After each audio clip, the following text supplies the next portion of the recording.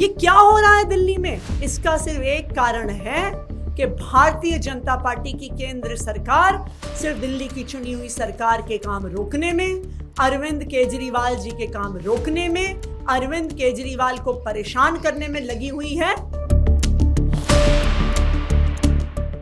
Bharatiya Janata party की केंद्र सरकार की जिम्मेदारी है law and order, policing. Delhi में संवैधानिक व्यवस्था बहुत स्पष्ट है। Police, law and order, land, ये मात्र 3 जिम्मेदारियां हैं जो भारतीय जनता पार्टी की केंद्र सरकार के पास है। बाकी सारा काम दिल्ली की चुनी हुई सरकार के पास है।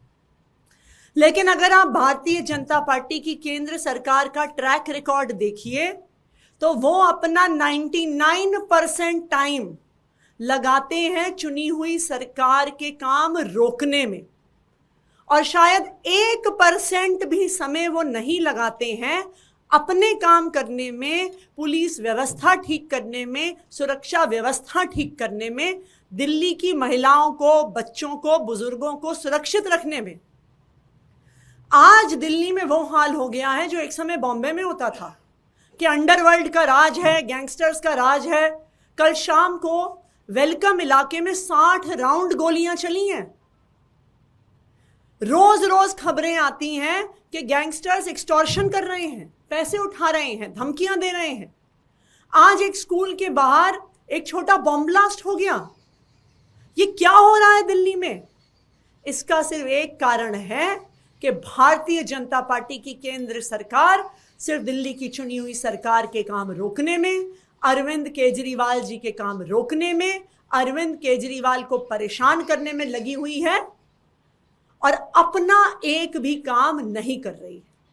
मैं भारतीय जनता पार्टी की केंद्र सरकार से दिल्ली वालों की तरफ से अपील करना चाहूंगी कि आप दिल्ली वालों के साथ राजनीति करना छोड़ दीजिए।